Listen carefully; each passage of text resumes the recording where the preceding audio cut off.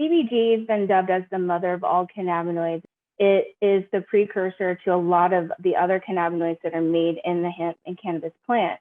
And so over time, or through different varying degrees of either being aged or heated, it turns into different cannabinoids. And so CBG has been known to be a minor cannabinoid because it's made in such tiny quantities, usually less than 1% of the plant mass itself.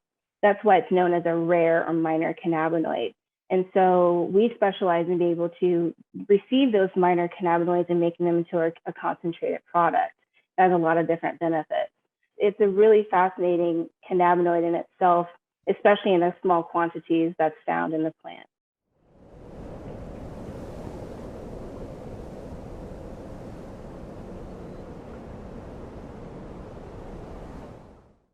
Hey everybody, welcome back. This is John Malanca with the United Patient Group. Be informed and be well. And today's guest, her name is Lacie. Hey Lacie, how are you doing?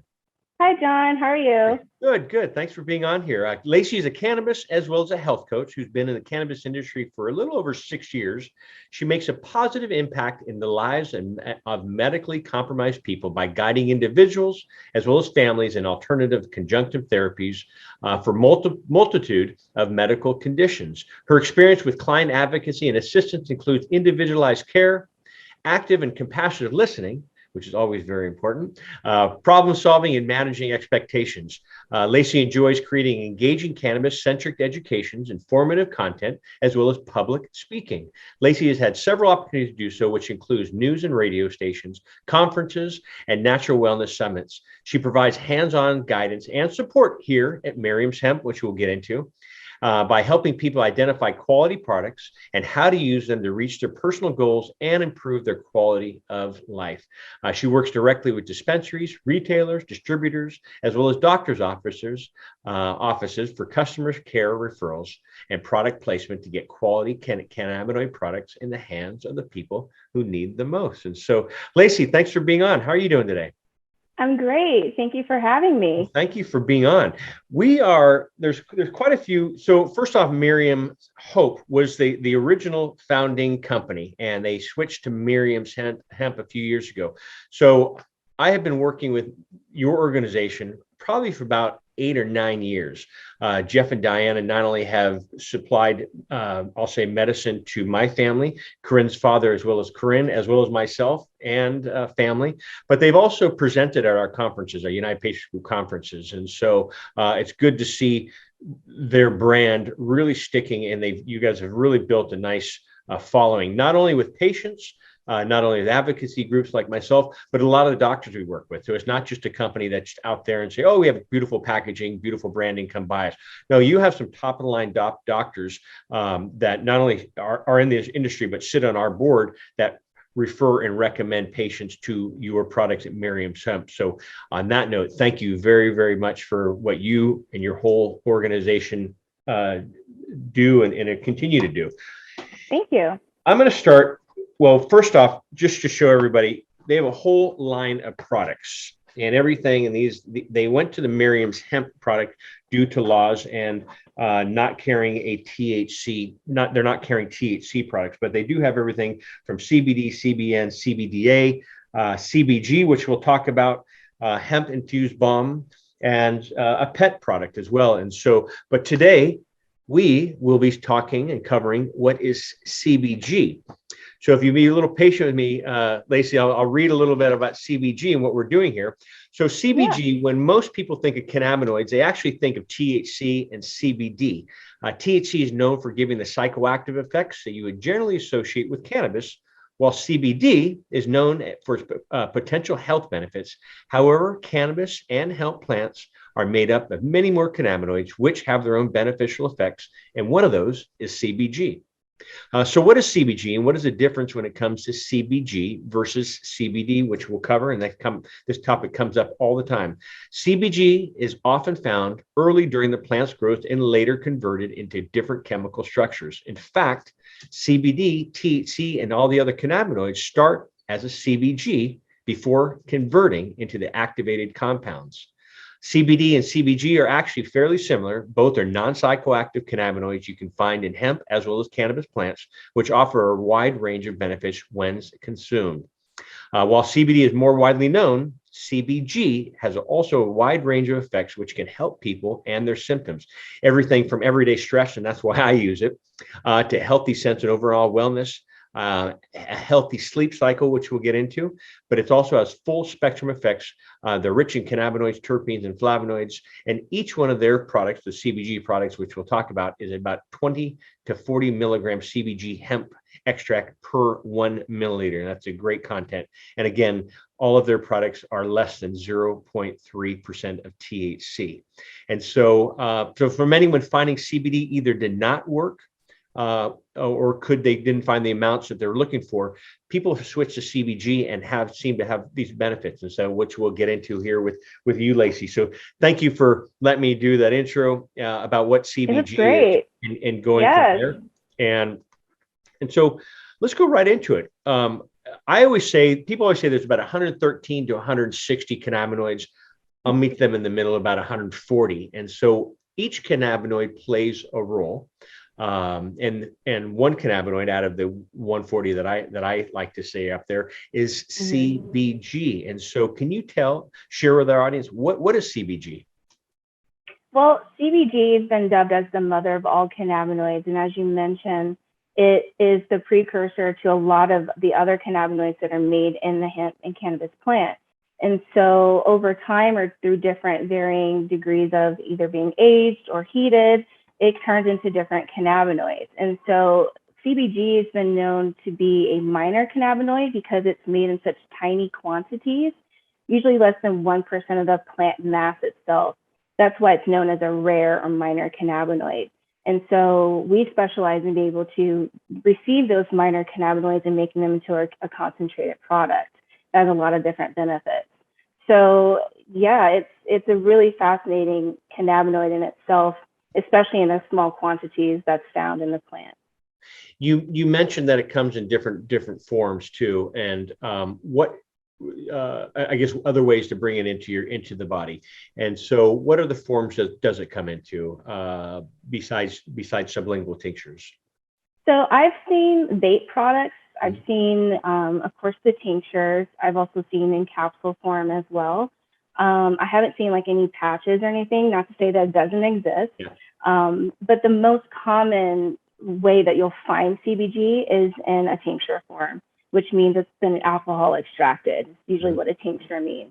So usually in an oil base, usually MCT or olive oil, in different concentrations. So you are able to have more of a concentrated product and able to dose it a lot easier in an oil form. And with that oil form, when you're administering sublingually, how does CBG affect you? I know I use it for stress, just because I'm constantly going on a daily basis. But some people use it for sleep. Some people, there's some studies showing with helps with glaucoma, and the list goes on. And this is the part that I always, people always ask me about cannabis and different cannabis products. Does it work for this? Does it work for that? And a lot of the presentations that I put, and I know you speak publicly as well, I will usually have a roll of duct tape on my screen, and people look at me like, hey, the wrong slide up there. And I always laugh and I say, it's funny, I receive so many questions about cannabis and the different cannabinoids, and does it work for this? Does it work for that? And I say, I don't want it to be like 1,000,001 uses of like duct tape, but when you really get down to it, it's pretty amazing. And so can you share some of the effects that CBG has been studied and proven to cause? Well, everything that we do here is based on research. So everything that I share is going to be based on research. And what research is suggesting is that CBD may help to reduce inflammation, address neurological disorders, promote restful sleep, stimulate bone growth, and antibacterial, anti-tumor properties, may help manage skin conditions, glaucoma, and mediate bladder dysfunction like IBS, for example. So it has a lot of potential benefits and a lot of overlapping benefits of other cannabinoids as well. Pointing out little snippets like that is really important, because perfect example, I have I'll use examples. My friend, he says, hey, John, my mom's using CBD. It's wonderful. And I know we're talking about CBG here, but when he said my mom's using CBD, and I go, what's the brand? He goes, I don't know. I went down to the dispensary. Hasn't been tested. I don't know. Do they grow it themselves, or are they white labeling? I don't know. And it's frustrating. And this is the part that why this educational piece, why we do these educational pieces with companies that we really feel stand out, because there's so many different options out there. Some are good and some are bad. I mean, even with the supplements that I put in my body that are non-cannabis supplements, I researched them before I put them in there, just because it has a beautiful label, and the company was like, oh yeah, I think I've heard of that company before. Please, for our listeners, research what you're putting not only inside your body, but on the outside of your body with different products. And so, again, this is another reason why I wanted to get Lacie on the show and talk about the benefits, because it does come up. Nowadays, I think society, not only here in America, but overseas, they're starting to take care of their health, realize, what, health is really important, and other opportunities are coming up and other options. And cannabis is an option that has been around for a while, especially here in California, since, I should say, at the medical level, it's been legal since 1996. Cannabis has been around for 5,000 plus years, and the different cannabinoids are being introduced each and every day, and sharing that. So with these, I guess, can you share some of the benefits? What are the benefits of CBG? So CBG, it really depends on the person, what is needed. So usually cannabinoids work on a whole body level. So whatever the person is using it for, CBG does help to regulate the body's endocannabinoid system, the enzymes, the CB1 and CB2 receptors, as well as everything else that's working in the body. And so regardless of what you're using CBG or any cannabinoid for, it's working to help regulate the body and bring the body back into homeostasis. So if you're using CBG, for example, for anxiety, it has a lot of potential benefits because it's working on the CB1 and CB2 receptors and serotonin receptors. And even using CBD does the same thing, but in a different way. CBD doesn't necessarily work on CB1 and CB2 receptors. It's mainly working on the 5 HT1 receptors. Actually, let me find 5 HT1A receptors, okay, and the TRPV1 receptors. So that's how it differentiates, but the results can be the same. So really how it differentiates from other cannabinoids and how it works is just how it's binding with the receptors and how it works in the body. So I've heard that CBG works really well for sleep, and I've also heard that it works really well for energizing effects. So depending on the concentration, how much you take, and the time of day, you can have completely different results with the same product. So it really is an individualized therapy and an option for a lot of people. And I'm glad you point that out, because I always share that too. Cannabis, and with any cannabinoid, and even to all types of medicines, even supplements, it's not a one size fits all. What works for me may not work for you. You mentioned a great point, because CBD, I mean, there's so many little acronyms here, but CBD, people say, some people say, when I take it, my anxiety goes up through the roof, and others say, when I take it, I'm sedated and I'm ready for sleep. That I take a CBD product that I take in the daytime, it's fantastic. One, a dropper full. And at nighttime, if I take that same CBD product, 2 droppers full or 3 droppers full, I sleep like a baby. And so you're sharing that CBG has the same type of, I guess, mechanisms of action. Wow. Yeah, exactly. Okay. It really just depends, like you said, like the time of day, how much you take, how often you're taking it. If you're taking it every day, multiple times a day, or do you just take it as needed? You can have different effects. But the goal is to bring your body back into homeostasis. So if you're still noticing room for improvement, then there's still room to increase your dose or even try a different product if necessary. Totally. But I usually tell people to try, at least 3 to 4 weeks at a starting dose, and then increase, every 3 to 4 weeks as needed. And then you just kind of see, based on your results, do you need to increase? Do you need to decrease? Maybe you need to add CBDA or a different cannabinoid to your regimen. So monitoring your symptoms, journaling, paying attention to what you're seeing makes a huge improvement in the results that you see, because then you can kind of tailor what you need and how to get to your goals. So yeah, it's very wide range. It covers a lot of different physiological processes and can be used for just about everything, but it really just depends on who you are and what you need it for and what your body needs it for. And what your body, and you saying journaling, I share that with everyone. Journal. How do you feel? Yeah. How much food did you take? It didn't work for me. Did you have a big meal? What other Yeah. things? Did you Good have fatty foods? 8 cups of coffee earlier in that day? And is that a reason why you're saying it doesn't work, because you're still awake? And so journal.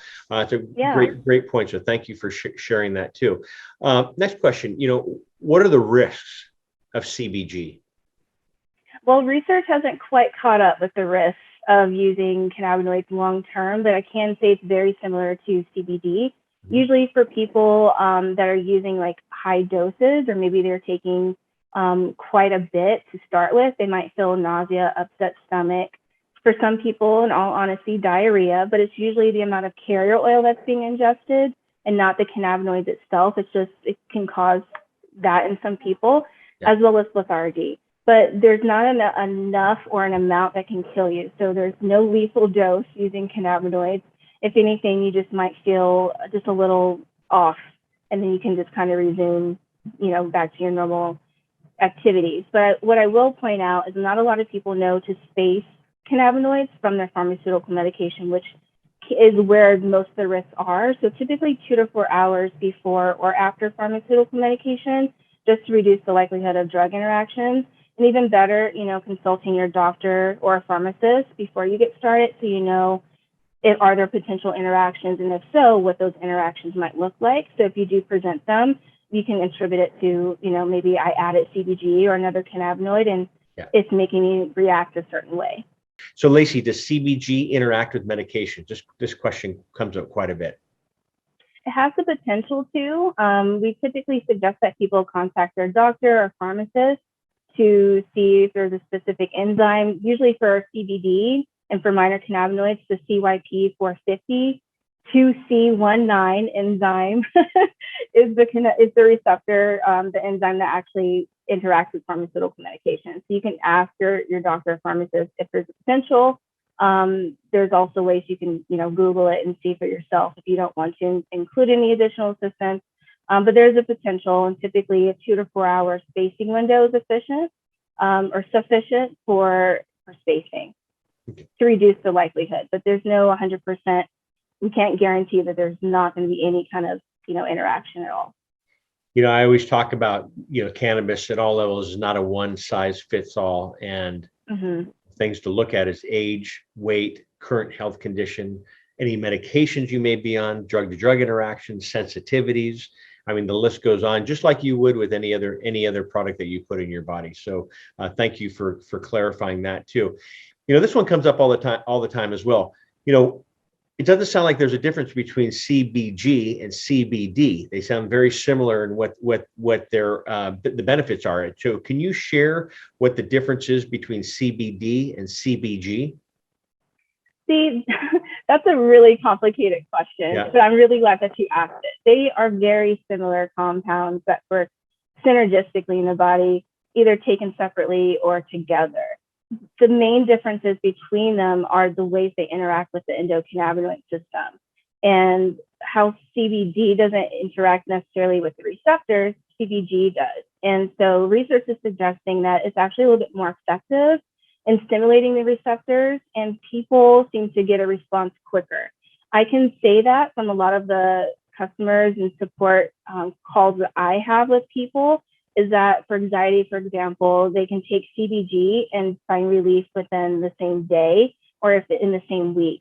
For some people, CBD needs to be built up in the body over time, called saturation, and which can take 3 to 4 weeks up to a couple of months, depending on how chronic their condition is. So we're seeing, and what research is suggesting, that CBD is just a little bit more bioavailable than CBD in the body, and getting the effects that you're looking for. You might be able to find that a little quicker using a CBG derivative or a concentrated CBG product.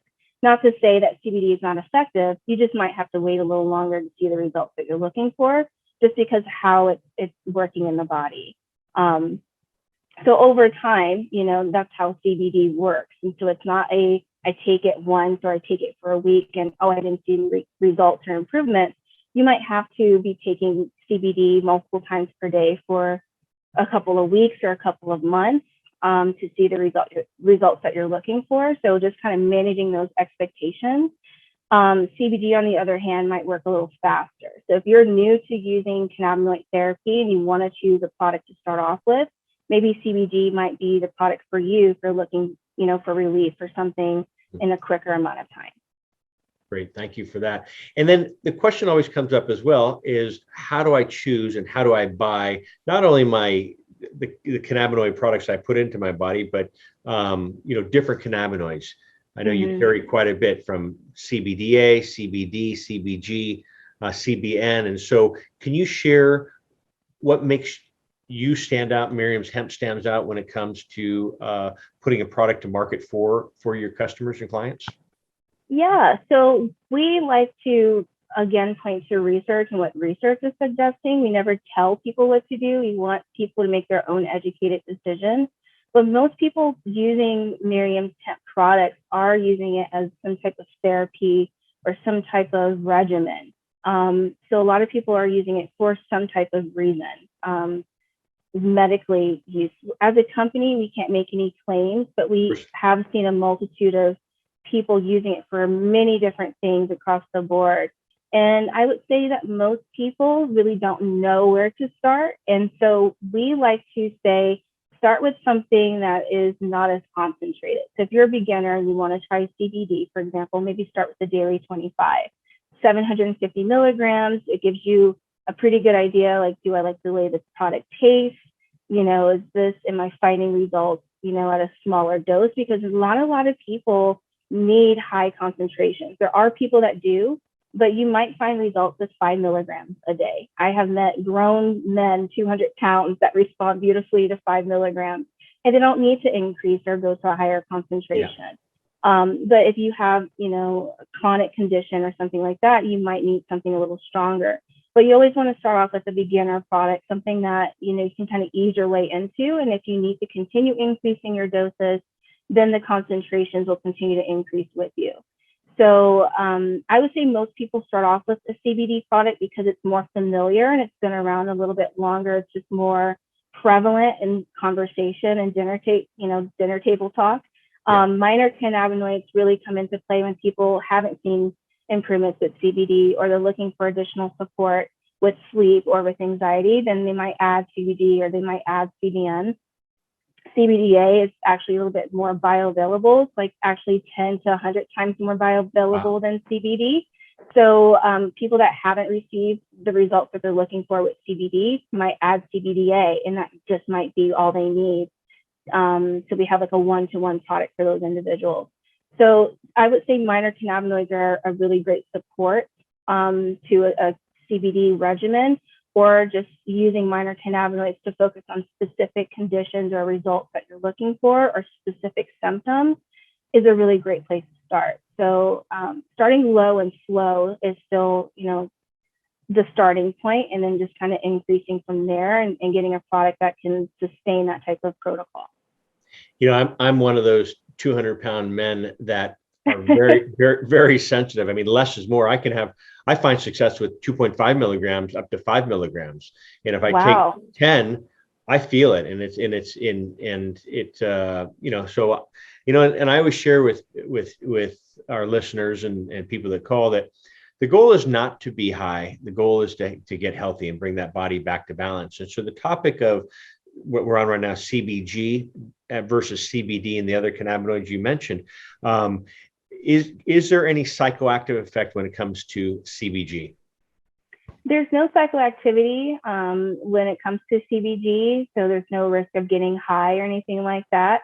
I will say that all of our products are full spectrum with the exclusion of the THC-free products. So there are trace amounts of THC in the product.